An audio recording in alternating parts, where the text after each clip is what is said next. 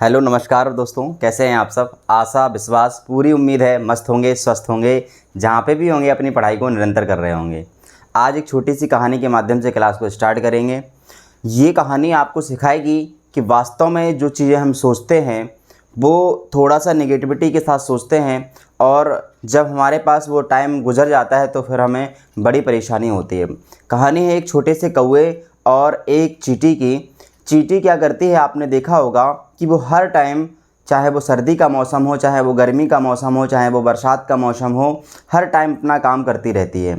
तो बरसात का मौसम आने वाला था, तो कौवा और जो चींटी थे वो आपस में बात कर रहे थे कि चींटी अपना जो सामान था, जो अपना भोजन था, उसको इकट्ठा कर रही थी।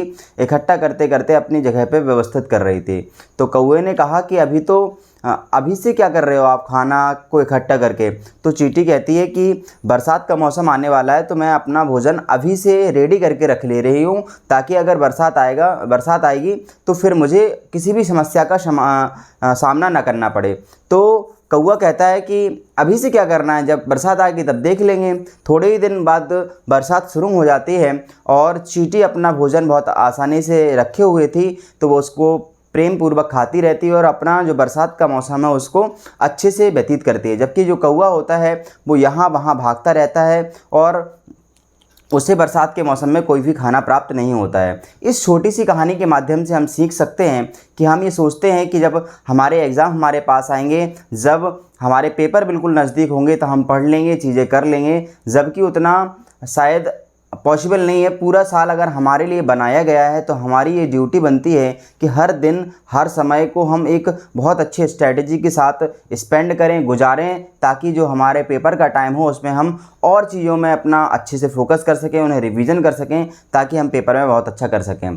तो आप अपने जो आने वाले टाइम की प्रिपरेशन है, जो आने वाले टाइम के जो चीज़ें हैं उन्हें आप पहले से ही व्यवस्थित करें, पहले से ही उनको तैयार करें, ताकि जिस टाइम पर आपको वो सब चीज़ें करनी हो वहाँ पर थोड़े से ही एफर्ट में आप सारी चीज़ों को कर सकें, तब जाके बहुत अच्छा आप अपने जीवन में कर पाएंगे। Thank you so much. इसके बाद चलो कि क्लास को स्टार्ट करते हैं। बात कर रहे थे कक्षा 11th की। 11th जो क्लास में हम लोगों ने डिस्कस किया था, बीमाएँ पढ़ रहे थे, डायमेंशन के बारे में हम लोगों ने पढ़ा था। 2 टॉपिक डिस्कस कर चुके थे कि बीमाएँ हम लोग किस प्रकार निकालते हैं। कोई भी फार्मूला अगर हमें दिया है भौतिक राशि का तो हम उसकी बीमा निकाल सकते हैं, और उसके साथ साथ बीमाओं के उपयोग के बारे में चर्चा कर रहे थे। बीमाओं के जो उपयोग थे, हमने एक उपयोग के बारे में चर्चा कर चुके थे। पहला उपयोग क्या था हमारे सामने? पहला उपयोग था कि हम एक पद्धति के मात्रक को दूसरी पद्धति के मात्रक में बदल सकते हैं।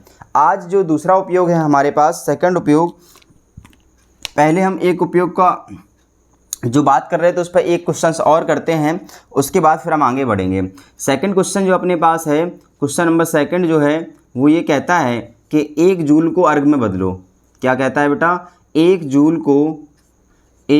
को अर्ग में बदलो। बहुत पॉपुलर क्वेश्चन है ये दोनों।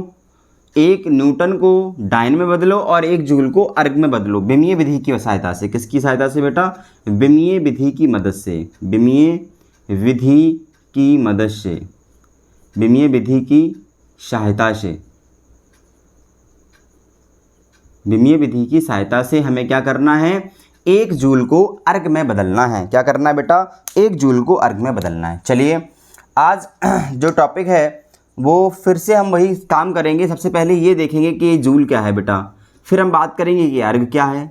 जब हम जूल और अर्ग की बात करते हैं बेटा, तो जो जूल होता है वो हमारा वर्क का, यानी डब्लू का, कार्य का एमकेएस मात्रक है। क्या है बेटा? एमकेएस मात्रक है। कार्य का जो एमकेएस मात्रक होता है उसको हम लोग क्या कहते हैं बेटा? जूल कहते हैं। और कार्य का जो सीजीएस मात्रक होता है, कार्य मतलब डब्लू का जो सीजीएस मात्रक होता है, का सीजीएस मात्रक, जो सीजीएस मात्रक होता है उसको हम क्या कहते हैं बेटा? अर्ग कहते हैं। तो इसका मतलब हमें 100% श्योर है कि कार्य को हमें किस में बदलना है बेटा? अर्ग में बदलना है। यानी कार्य के मात्रक को एमकेएस सिस्टम में है उसको किस में चेंज करना है? हमें सीजीएस सिस्टम में चेंज करना है। और इसके लिए हम लोगों ने जो पहला उपयोग पढ़ा था, एक मात्रक को दूसरे मात्रक में चेंज करना या फिर बदलना, उसके लिए सबसे पहला कार्य वही है हमारे पास। क्या है बेटा? सबसे पहले कार्य की हमें क्या लिखनी होगी? विमा। जिस भौतिक राशि को जिस भौतिक राशि के मात्रक को हमें एक पद्धति से दूसरे पद्धति में बदलना होगा, उसके लिए हमारे पास पहला काम ये है कि जो भौतिक राशि दी है उसकी हमें क्या लिखनी है बेटा, विमा लिखनी है। फिर पहले मात्रक में विमा जो है उसमें हम 1 लगा देंगे और दूसरे पद्धति में जो मात्रक है उसमें हम लोग 2 लगा देंगे। तो सबसे पहले कार्य की हम लिखते हैं विमा, और कार्य की विमा लिखने के लिए हमारे पास जो फॉर्मूला है कार्य का वो हमें पता होना चाहिए। कार्य की विमा लिखने के लिए हमारे पास जो फॉर्मूला होता है W का वो क्या होता है बेटा, 1 इंटू विस्थापन, F इंटू डिस्प्लेसमेंट। क्या होता है, 1 इंटू विस्थापन। तो जो बल की विमा होती है बेटा हमारे पास वो होती है MLT-2। क्या होती है, MLT-2 होती है बेटा। इसके बाद जो विस्थापन होता है, विस्थापन मतलब एक तरीके से लंबाई होती है, तो उसकी विमा क्या होती है अपने पास, L होती है बेटा। इसके बाद बच्चा हम जब इसको सॉल्व करते हैं तो L इधर एक पावर में है, एक पावर इधर है L की, तो मल्टीप्लाई में पावर ऐड होती हैं। तो फाइनली हमारे पास जो फॉर्मूला बनेगा, डायमेंशन का जो फॉर्मूला बनेगा वो बनेगा ML2T-2। क्या बन जाएगा बेटा, ML2T-2। ये हमारे पास कार्य की क्या आ गई बेटा, विमा आ गई। इसके बाद हमें क्या करना है, हम मानेंगे कि पहली पद्धति में कार्य की विमा, माना पहली पद्धति जो हमारे पास है MKS, पहली पद्धति में कार्य की विमा क्या लिखेंगे बेटा, पहली पद्धति में कार्य की विमा लिखेंगे। तो जो विमा हमने कार्य की निकाली है उसी को पहली पद्धति में हमें लिख देना है। बस करना क्या है हमें कि जो पावर है या जो विमा है उसमें 1 लगा देना है। तो M है इधर तो M1, L है इधर तो L1² और T है इधर तो T1-2। ये हमें कर देना है। इसके बाद सेम काम दूसरी पद्धति के लिए करेंगे। माना दूसरी पद्धति जो हमारे पास है, दूसरी पद्धति में जो कार्य की विमा है उसको भी सेम लिख देंगे। बस क्या कर देंगे बेटा, क्या कर देंगे, जहाँ पे M1 है वहाँ M2, जहाँ L1 है वहाँ L2 और जहाँ T1 है वहाँ T2-2। ये हमारे पास विमा आ गई। अब हमने ये देखा बेटा कि 1 जूल को बदलना है अर्ग में, तो इसका मतलब है इसका आंकिक मान क्या है, पहली पद्धति में 1 है और दूसरी पद्धति में जो आंकिक मान है उसको हमें निकालना है और दरअसल दूसरी पद्धति को अर्ग में हमें चेंज करना है। ठीक है, चलिए सूत्र हमने कल आपको बताया था। जिन लोगों ने वीडियो नहीं देखा है वो डिस्क्रिप्शन में जाके जो हमारे पास दूसरे नंबर का जो वीडियो है उसको आप देख सकते हैं। सूत्र हमने पढ़ाया था N1U1 बराबर N2U2, जहाँ पर N1 क्या है, पहली पद्धति का आंकिक मान, U1 पर क्या है, पहली पद्धति का मात्रक, और इसके साथ N2 क्या है, दूसरी पद्धति का आंकिक मान, और U2 क्या है, दूसरी पद्धति का मात्रक। अब मात्रकों को चूंकि हम विमाओं की मदद से लिख रहे हैं तो हम पहली पद्धति में यहाँ पे U1 की जगह ये शिफ्ट करते हैं और दूसरी पद्धति में U2 की जगह पे हम ये शिफ्ट करते हैं और N1 की जगह 1 शिफ्ट करेंगे। तो यहाँ पे 1 लिख दिया और पहली पद्धति में जो मात्रक है बोले तो विमा है उसको हम लिख देंगे बेटा M1 L1 T1-2, और यहाँ पे जो N2 है वो हमें फाइंड करना है और U2 की जो वैल्यू है वो यहाँ से शिफ्ट करेंगे M2 L2-2 T2-2। ये हमारे पास ये आ गया। अब N2 निकालना है तो ये वाली टर्म इधर ट्रांसफ़र करेंगे, तो इसका मतलब है ये मल्टीप्लाई में इस साइड आएगी तो डिवाइड में आ जाएगा। तो हम क्या करेंगे बेटा, N2 बराबर लिख लेंगे, ये चीज़ यहाँ फेंक रहे हैं बेटा, तो 1 का इधर मल्टीप्लाई हो जाएगा तो 1 का तो 1 ही रहेगा बेसिकली। तो यहाँ ये बन जाएगा आपका M1 L1 T1-2। ये चीज़ मल्टीप्लाई में इधर आएगी तो डिवाइड में हो जाएगी इस साइड। तो क्या हो जाएगा बेटा, M2 L2 T2-2, ये आपका बन गया। ठीक है, इसको हम इस प्रकार भी लिख सकते हैं बेटा, N2 बराबर जो MM है उसको साथ में लिख ले रहे हैं बेटा, यहाँ पे M1/M2 लिख दे रहे हैं और ये वाली जो टर्म है LL वाली उसको साथ में लिख ले रहे हैं बच्चा, L1/L2, और इसके साथ जो समय वाली टर्म है उसको हम लोग साथ में लिख ले रहे हैं T1/T2। अच्छा, यहाँ पे स्क्वायर भी है, देखो बेटा ये स्क्वायर रहा, इधर पे भी स्क्वायर ये रहा, तो यहाँ पे भी हम स्क्वायर लगाएंगे तो इस पे पावर होल स्क्वायर लग जाएगी और T1/T2 की होल पावर क्या हो जाएगी बेटा, -2 हो जाएगी। चलिए इसके साथ आगे बढ़ते हैं और प्रोसेस करते हैं क्या होता है। इसके बाद आगे प्रोसेस जैसे ही हम बढ़ाते हैं तो हमें क्या करना है, ये देखना है कि जो M1 M2 L1 L2 और T1 T2 हमारे पास क्या है। जो L1 है, M1 है, T1 है, T2 है, ये है क्या दरअसल। तो M1 क्या है, M1 है सर मास किस पद्धति में, पहली पद्धति में। m2 क्या है, मास, दूसरी पद्धति में। और L1 क्या है, पहली पद्धति में मात्रक लंबाई का। m2 क्या है, दूसरी पद्धति में लंबाई का मात्रक L2। T1 क्या है, पहली पद्धति में मात्रक समय का। T2 क्या है, दूसरी पद्धति में समय का मात्रक। चलो शिफ्ट करते हैं हम, और शिफ्ट करने के बाद हमारे पास क्या निकल के आता है देखते हैं। तो N2 बराबर क्या आ रहा बेटा, ये क्या है बेटा, द्रव्यमान। द्रव्यमान का मतलब क्या है, पहली पद्धति में द्रव्यमान को किस में नापा गया, किलोग्राम में। K4 किलोग्राम होता है, तो हम यहाँ पे शिफ्ट कर लेंगे बेटा क्या, किलोग्राम। चलिए, और M2 क्या है, दूसरी पद्धति में द्रव्यमान का मात्रक। दूसरी पद्धति में द्रव्यमान को किस में नापा गया, ग्राम में, तो यहाँ पे हम G शिफ्ट कर दे रहे हैं बेटा। ठीक है, चलिए आगे चलते हैं। L1 क्या है, पहली पद्धति में लंबाई का मात्रक, जिसको हम लोग मीटर लिख रहे हैं, तो यहाँ पे हमने क्या कर दिया बेटा, मीटर लिख लिया। चलिए आगे चलते हैं। L2 क्या है, दूसरी पद्धति में मात्रक किसका, लंबाई का, तो यहाँ पे हम सेंटीमीटर लिख ले रहे हैं। और यहाँ स्क्वायर लगा है चूंकि, तो यहाँ पे हम स्क्वायर लगा ले रहे हैं। ठीक है, चलिए आगे लिखते हैं। समय के लिए बेटा, समय के लिए जब लिखोगे तो T1 पहली पद्धति में समय को किस में नापते हैं, सेकंड में, ये रहा सेकंड। दूसरी पद्धति में समय को किस में नापते हैं, सेकंड में, ये रहा सेकंड। और इसकी जो होल पावर है -2 वो हम शिफ्ट कर लेंगे। ठीक है बेटा, इतनी बात क्लियर होगी। सेकंड से सेकंड खत्म हो जाएगा तो ये वाला टर्म तो पूरा कैंसिल हो जाएगा। अब यहाँ देखते हैं क्या आता है बेटा। N2 बराबर 1 किलोग्राम में कितने ग्राम होते हैं, तो आप कहेंगे सर 10 की पावर 3 ग्राम होते हैं 1 किलोग्राम में। बोलो हाँ या ना, बिल्कुल सर। और नीचे ग्राम है तो ग्राम का ग्राम रहेगा। ठीक है, G4 ग्राम। आगे बढ़ते हैं। 1 मीटर में कितना होता है बेटा, 10 की पावर 2 सेंटीमीटर होते हैं। 10 की पावर 1 मीटर में 10 की पावर 2 सेंटीमीटर है, 100 सेंटीमीटर हम उसको बोल सकते हैं। इसकी पावर 2 है बेटा। बोलो हाँ या ना, बिल्कुल सर। और आगे बढ़ते हैं। जब ग्राम को ग्राम से कैंसिल करते हैं, सेंटीमीटर को सेंटीमीटर से कैंसिल करते हैं, तो N2 की जो वैल्यू हमारे पास निकल के आती है बच्चा, वो आती है 10 की पावर 3 इंटू यहाँ 10 की पावर 2 है और इसकी पावर 2 है। ठीक है बेटा, तो पावर का पावर में हमेशा मल्टीप्लाई होता है, तो N2 बराबर हमारे पास निकल के आएगा 10 की पावर 3 इंटू 10 की पावर 4। 10 की पावर 3 और 10 की पावर 4 जो होती है, पावर मल्टीप्लाई में हमेशा ऐड हो जाती हैं। जब भी ऐसा लिखा हो बेटा, m की पावर n इंटू m की पावर ऐसे लिखो, m की पावर p प्लस m की पावर q।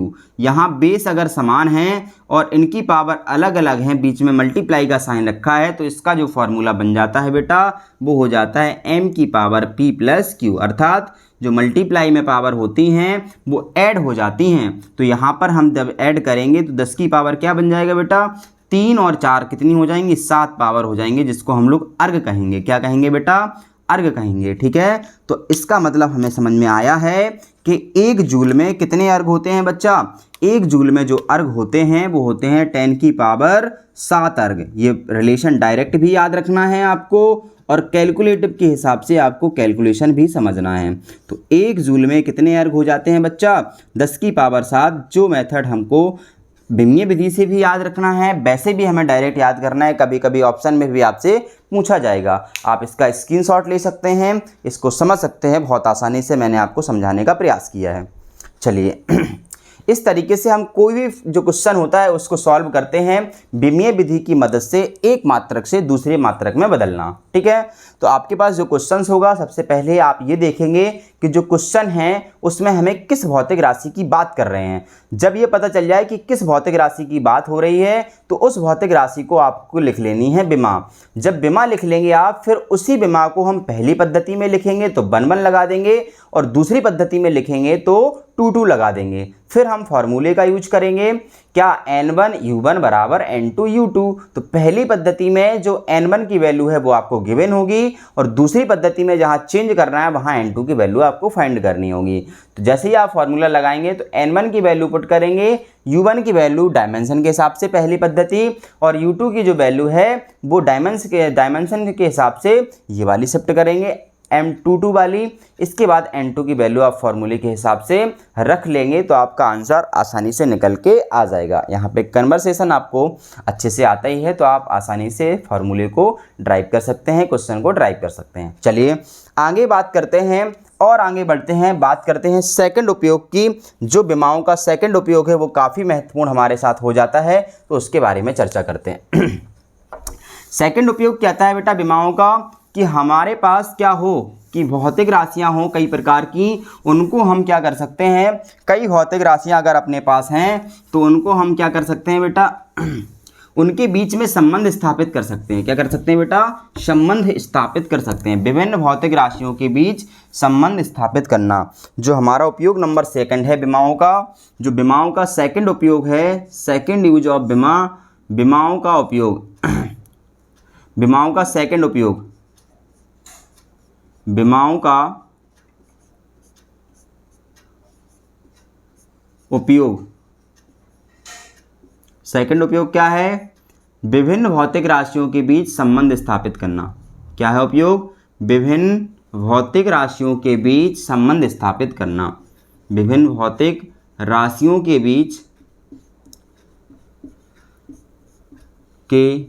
बीच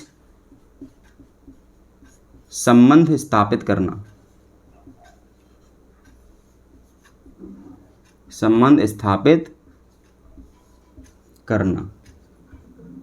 जो बहुत सारी भौतिक राशियां हैं उनके बीच क्या करना बेटा, एक संबंध स्थापित करना, इनकी बात करेंगे।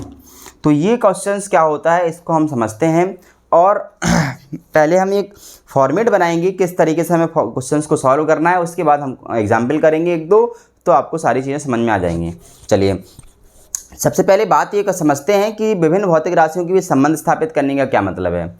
मतलब आपके पास जो क्वेश्चन होगा उसमें आपको ये दिया जाएगा कि एक भौतिक राशि किन किन भौतिक राशियों पर निर्भर करती है। क्वेश्चन में क्या होगा कि आपके पास ये दिया होगा कि एक भौतिक राशि है वो किन किन भौतिक राशियों पर डिपेंड करती है, लेकिन डायमेंशन की जो उपयोग नंबर सेकंड है उसका एक त्रुटि है, एक कमी है, ऐसा बोल सकते हैं कि एक भौतिक राशि केवल और केवल मात्र 3 भौतिक राशियों पर निर्भर कर सकती है। ठीक है, जब भी निर्भरता की बात होती है तो हम लोग यूज करते हैं साइन समानुपाती का या अनुक्रमानुपाती का। ठीक है, कोई भी भौतिक राशि जब किसी चीज़ पर निर्भर करती है तो उसके लिए हम लोग यूज करते हैं समानुपाती का साइन।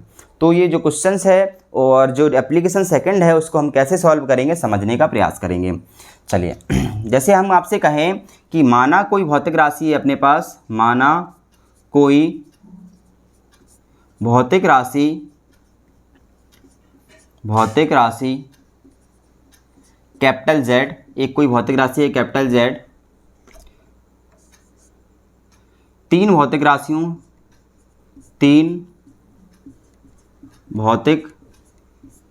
राशियों,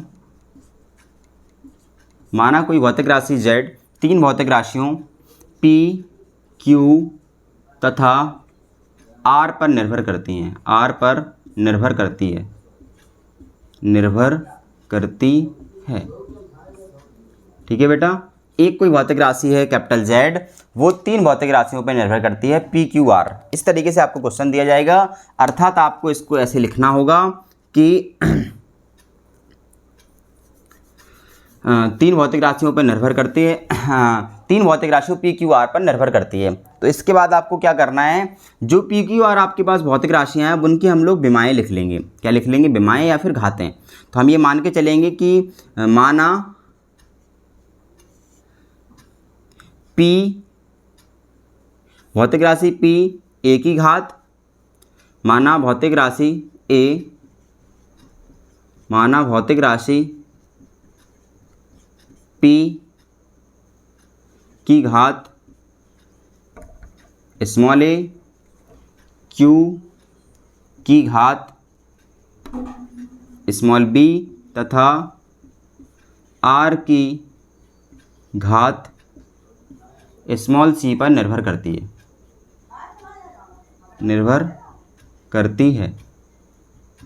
ठीक है, तो भौतिक राशि P की घात A, Q की घात B और R की घात C पर निर्भर करती है। अर्थात हम अगर इसको लिखना चाहें तो कैसे लिखेंगे बेटा, अर्थात इसको लिखना चाहें तो आप ऐसे लिखेंगे कि जो Z है वो निर्भर करती है, मतलब डायरेक्टली प्रोपोर्शनल किस पर, P की घात A पर, तो P की घात A हो गई, Q की घात B पर तो Q की घात B हो गई, और R की घात C पर मतलब R की पावर C हो गई। ठीक है, Z इक्वल टू, जब भी ये साइन हटेगा बेटा साथ में क्या आएगा, इक्वल का साइन, और एक कांस्टेंट आएगा P A की पावर और ये b और r की पावर c।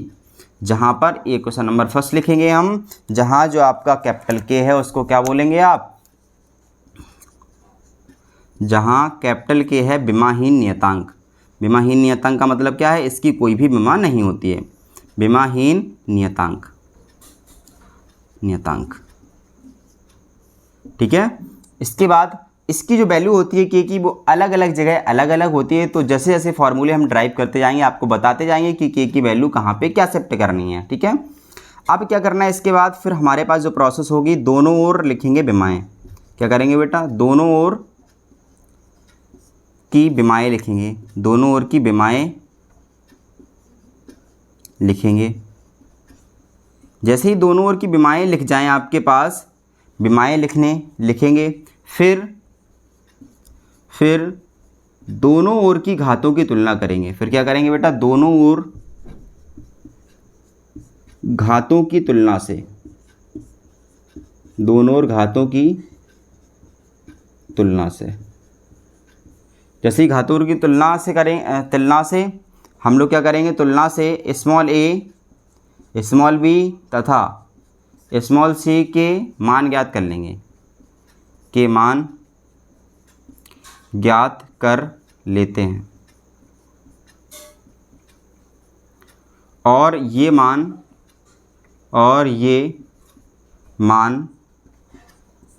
समीकरण फर्स्ट में रख देंगे।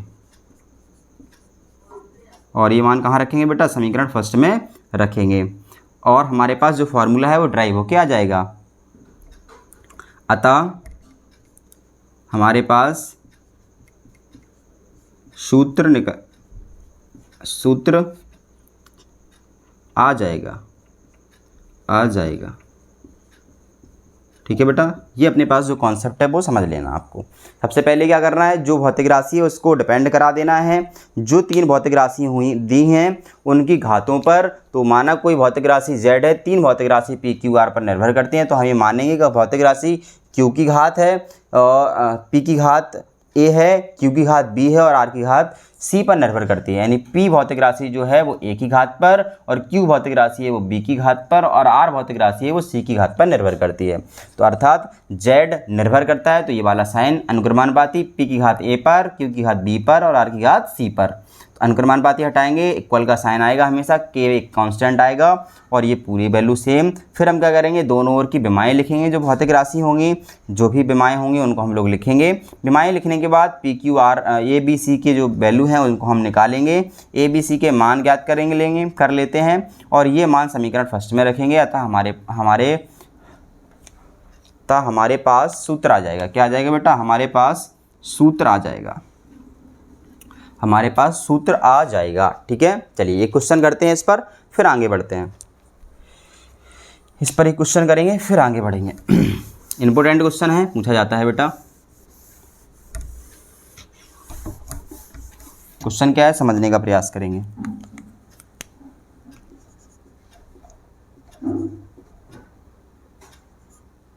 क्वेश्चन ये है हमारे पास, एक कण पर लगने वाला अभिकेंद्र बल कैपिटल F, कण के द्रव्यमान स्मॉल m, वृत्त की त्रिज्या स्मॉल r, वेग v पर निर्भर करता है। v पर निर्भर करता है। f का सूत्र बताओ, f का सूत्र ज्ञात करो। ये हमारे पास क्वेश्चन है। ठीक है बेटा। ये अपने पास क्या है, क्वेश्चन है। एक कण पर लगने वाला अभिकेंद्र बल F है, कण के द्रव्यमान m, वृत्त की त्रिज्या r और वेग v पर निर्भर करता है। f का सूत्र ज्ञात करना है। तो आज का सॉल्यूशन और जो हमारे पास प्रोसेस है वो हम करेंगे सेम। वो प्रोसेस क्या है हमारे पास, तो हम ये मान के चलेंगे कि माना जो लगने वाला बल है वो F निर्भर करता है किस पर, निर्भर करता है कण के द्रव्यमान की घात a पर। ठीक है, ये लिखेंगे, माना किसी कण पर लगने वाला विकेंद्र बल F निर्भर करता है द्रव्यमान की घात a पर, त्रिज्या की घात b पर और वेग की घात c पर। ऐसा लिख लेंगे हम। तो F जब भी ये साइन हटाएंगे इक्वल का साइन, साथ में कांस्टेंट के m की पावर a, r की पावर b और v की पावर c। ये क्वेश्चन नंबर क्या हो जाएगी बेटा आपकी, फर्स्ट हो जाएगी। जो हमने आपको बताया है वो फिर से काम करेंगे। इसमें क्या करेंगे, दोनों ओर की विमाएँ लिखेंगे। क्या करेंगे, दोनों ओर की विमाएँ लिखने पर, दोनों ओर की विमाएँ लिखने पर, चलो देखते हैं क्या आती हैं विमाएँ। तो F की विमा सबको पता है क्या होती है बेटा, बल की विमा m l t-2, चूँकि द्रव्यमान इंटू त्वरण होता है, F बराबर ma होता है, द्रव्यमान की विमा m, त्वरण की LT-2। के विमाहीन नियतांक है तो यहाँ पे k की विमा कोई होगी नहीं। m मतलब द्रव्यमान है तो द्रव्यमान की विमा सबको पता है क्या होती है बेटा, m की घात a हो गया। त्रिज्या मतलब लंबाई होती है तो लंबाई की विमा l की घात क्या हो जाएगा, b हो जाएगा। और वेग क्या होता है, LT-1 की घात c हो जाएगा बेटा। ठीक है, आगे चलते हैं। इसको अलग अलग लिख लेंगे हम। m की घात कुछ नहीं है तो 1 मान लेंगे, l की घात कुछ नहीं है तो यहाँ पे भी 1 मान लेंगे, और t की घात -2 है तो यहाँ पे -2 लिखते रहे। यहाँ पे चलते हैं आगे। तो m की पावर क्या है बेटा, a है, l की पावर क्या है यहाँ पे, b है। यहाँ पे होल पावर है तो अलग अलग पावर लिख लेंगे। तो l की पावर c भी लिख लेंगे और यहाँ t की पावर कितना लिख लेंगे, -c लिख लेंगे। इसका -1 का c में मल्टीप्लाई हुआ तो -c आ जाएगा। चलिए और बढ़ते हैं आगे। तो m की पावर 1, l की पावर 1, t की पावर -2, जी हो गया। आगे बढ़ते हैं। m की पावर a, l की पावर क्या है बेटा, मल्टीप्लाई में पावर ऐड हो जाती हैं तो हमने आपको बताया है कि l की पावर क्या बन जाएगा, b + c बन जाएगा। इधर देखते हैं t की पावर क्या हो जाएगा बेटा, -c हो जाएगा। इस तरीके से जब फॉर्मेट आपका तैयार हो जाए तो आपको क्या करना है, दोनों ओर की घातों की तुलना कर देनी है। क्या करना है बेटा, दोनों ओर घातों की तुलना से, घातों की तुलना से, दोनों ओर जैसे ही घातों की तुलना करोगे तो क्या बन जाएगा, देखना ध्यान से। जैसे ही आप दोनों ओर घातों की तुलना करेंगे तो क्या हो जाएगा, यहाँ m की पावर a है, यहाँ m की पावर 1 है, तो a बराबर क्या हो गया बेटा आपका 1 हो गया कि नहीं हो गया, हाँ सर। आगे l की पावर b + c, इधर l की पावर कितनी है बेटा, 1 है, तो b + c की जो वैल्यू है आपके पास वो निकल के आएगी 1। ठीक है, आगे चलते हैं। यहाँ t की पावर -2 है और यहाँ t की पावर कितना है, -c है, तो यहाँ पे -c बराबर हो जाएगा आपका कितना, -2, तो ये -2 हो गया, ये कट जाएगा तो c बराबर आपके पास आंसर आ जाएगा कितना बेटा, 2। जब c की वैल्यू 2 आ गई तो यहाँ पुट कर देंगे, तो b और यहाँ c की वैल्यू रखेंगे 2 बराबर 1, तो b बराबर 2 को यहाँ ट्रांसफर करेंगे तो -2 आ जाएगा, तो b बराबर आपका आंसर आएगा -1। हमने आपको लिखाया था जब a b c की वैल्यू आ जाए तो क्या करना है, समीकरण फर्स्ट में पुट कर देना है। जब a b c की वैल्यू आ जाए तो समीकरण फर्स्ट में क्या करना है, रख देना है। तब समीकरण फर्स्ट में a b c के मान रखने पर, रखो बेटा, चलो फर्स्ट में रखेंगे f बराबर k, m की घात कितनी है बेटा, a, तो m की घात a कितना आया, 1, तो 1 हो गया। r की घात कितना है बेटा, r की घात b है तो -1 हो गया। और v की घात कितना है बेटा, c की पावर कितनी आई, 2 आई।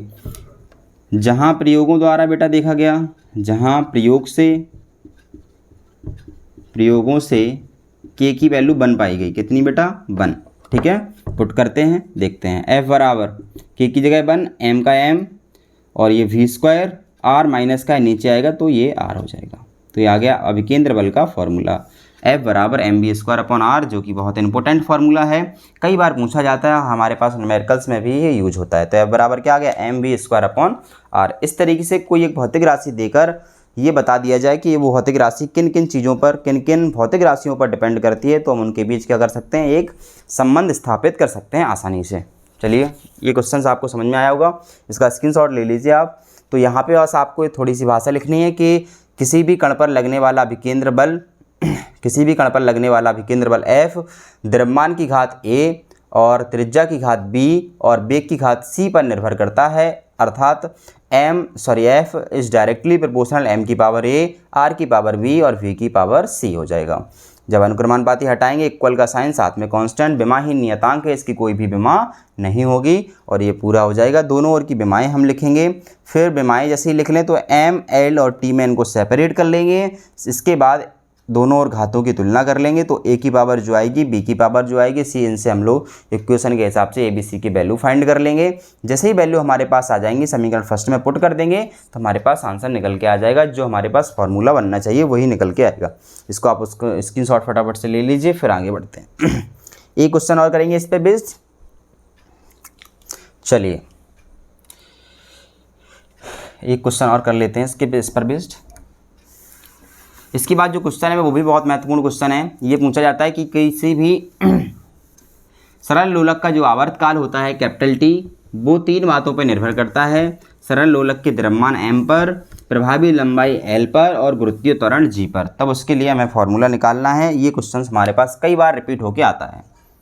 क्वेश्चन नंबर जो 2 है वो ये कहता है कि एक सरल लोलक मतलब पेंडुलम, एक सरल लोलक का आवर्तकाल मतलब टाइम पीरियड, टाइम मतलब T, एक सरल लोलक का आवर्तकाल कैपिटल T लोलक के द्रव्यमान स्मॉल m, प्रभावी लंबाई L तथा गुरुत्वीय त्वरण G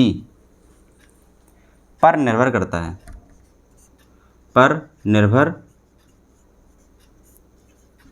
है,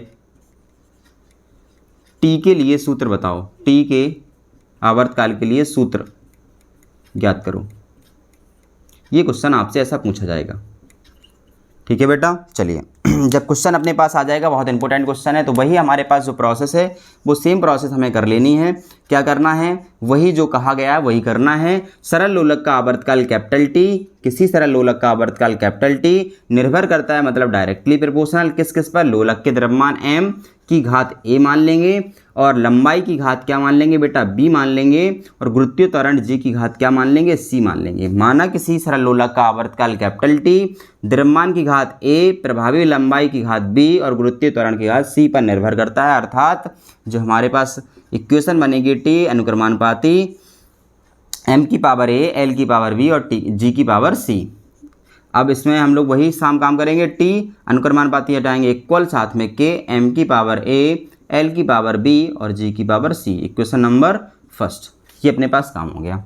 फिर क्या करना है, दोनों ओर की क्या लिखनी है बेटा, विमाएँ। दोनों ओर की चलो विमाएँ लिखते हैं। दोनों ओर की विमाएँ से, दोनों ओर की विमाओं से, दोनों ओर की विमाओं से रखो बेटा। आवर्तकाल है, इसकी विमा मतलब समय है, समय की विमा T होती है। K कांस्टेंट नियतांक है, विमाहीन, इसकी कोई विमा नहीं होगी। द्रव्यमान की विमा हमें पता है क्या होगी बेटा, A, ये रहा। लंबाई मतलब L की विमा क्या होगी आपके पास, B। गुरुत्वीय त्वरण है तो LT माइनस क्या हो जाएगा बेटा, त्वरण है, त्वरण की विमा क्या होती है, LT माइनस 2 की घात C हो जाएगा। चलिए, यहाँ M नहीं है, L नहीं है, लेकिन ML इधर है, तो हम क्या कर लेंगे, अपने मन से यहाँ पे पावर लिख लेंगे m की पावर 0, क्योंकि m की पावर 0 का मान 1 हो जाएगा। L नहीं है तो L की घात भी हम क्या लिख लेंगे, 0। जब भी हमारे पास एक पक्ष में ML नहीं हो तो हम उनकी पावर 0 लिख सकते हैं, क्योंकि किसी भी नंबर पर 0 घात लगी होती है तो उसकी वैल्यू 1 होती है। तो यहाँ क्या लिखेंगे, और ये जो T का T है वो 1 हो जाएगा। चलिए आगे बढ़ते हैं।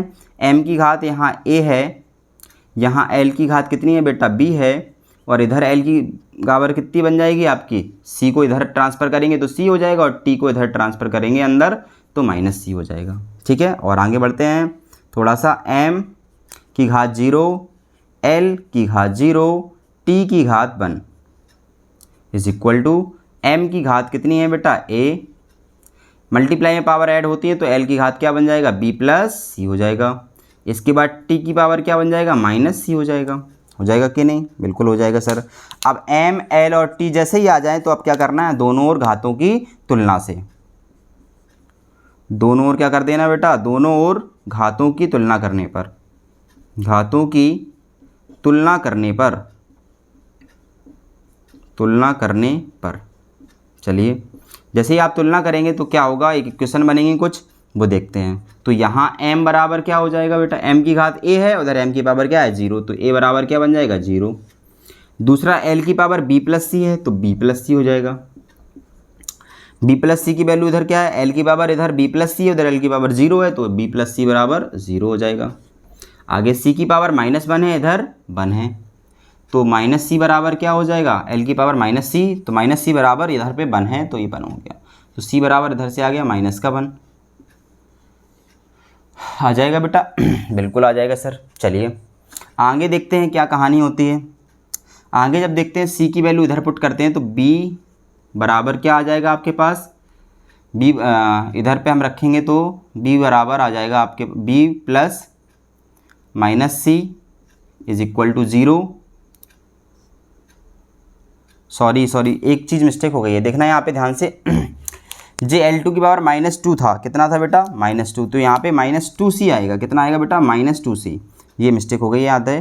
तो इधर -2 आएगा जैसे ही, तो यहाँ क्या बन जाएगा आपके पास, जो c की वैल्यू है -c की वैल्यू जो आपकी आए -2c बनेगा, क्या बनेगा बेटा ये -2c बराबर, सॉरी मिस्टेक हो गया, -2c बराबर 1 आएगा, कितना आएगा 1, तो c बराबर आपके पास निकल के आएगा, ये -2 उधर जाएगा तो माइनस का 1/2 हो जाएगा, कितना हो जाएगा बेटा माइनस का 1/2। जब यहाँ आप पुट करेंगे तो क्या बन जाएगा b, और इधर पुट करेंगे तो माइनस का 1/2 रख देंगे बराबर 0, माइनस वाली टर्म उधर जाएगी तो b बराबर प्लस की हो जाएगी 1/2।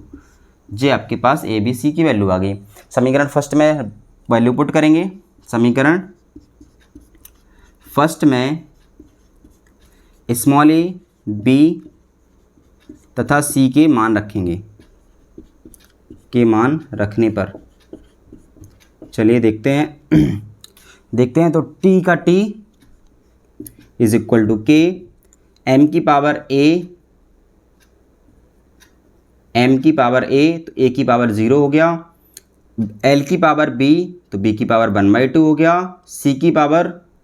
c बराबर -2 आया तो g की पावर क्या लिखा है -1/2 हो गया। चलिए जहाँ k की वैल्यू प्रयोगों द्वारा देखी गई बेटा, जहाँ k बराबर 2π पाया गया प्रयोगों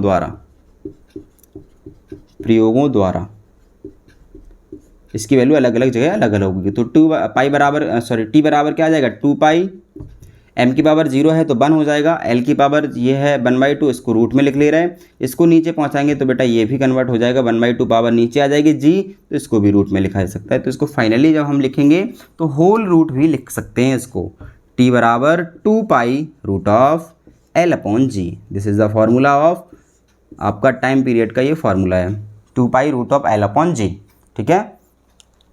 l की पावर क्या है 1/2 तो रूट में लिख सकते हैं, g की पावर -1/2 था, इसको हमने नीचे शिफ्ट कर लिया तो ये पावर प्लस में हो जाएगी 1/2, और रूट लगा देंगे तो ये आपका ये बन जाएगा। तो इस तरीके से इस फार्मूला हमारे पास निकल के आता है, किसका, आवर्तकाल का t बराबर 2π रूट ऑफ l/g। इस तरीके से हम किसी एक भौतिक राशि किन किन भौतिक राशियों पर डिपेंड करती है उसके हिसाब से फार्मूले को ड्राइव कर सकते हैं। आशा विश्वास है आपको ये जो क्वेश्चन समझाए गए हैं वो एकदम से समझ में आ गए होंगे। इस तरीके से पढ़ाई करते रहिए, निश्चित रूप से आपको सफलता प्राप्त होगी। छोटे बच्चों से प्यार कीजिए, बड़े लोगों का सम्मान कीजिए, अपना व्यक्तित्व इस तरीके से विकसित कीजिए कि लोग आपके साथ रहना पसंद करें। Thank you so much, all the best.